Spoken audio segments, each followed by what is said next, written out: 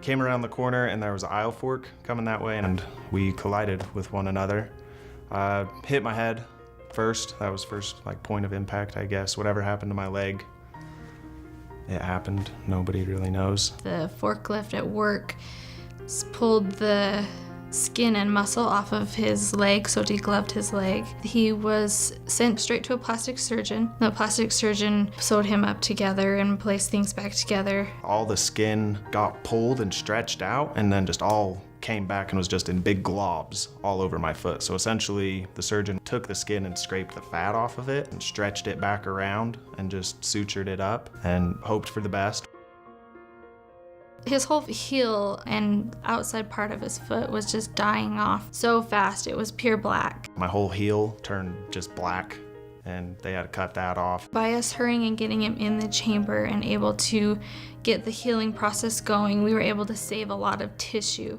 If we weren't able to save those tissues, it would have kept just dying extremely fast and it would have resulted in an amputation.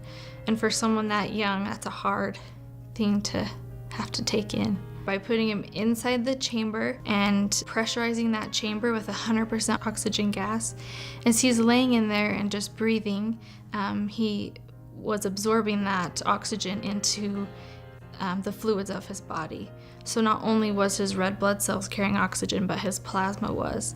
So he's getting about 10 to 20 times double the amount as just being out in the air. We're increasing circulation, so we're increasing that blood flow that's going to the damaged area. And then we're also helping grow new arteries and help healing those tissues from the inside out.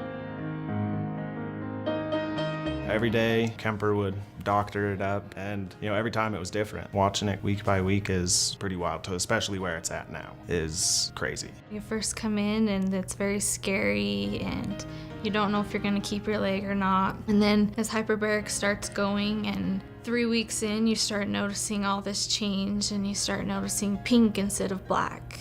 And it's very exciting to watch. I'm very grateful that there's a foundation or a group out there that is able to supply this kind of equipment.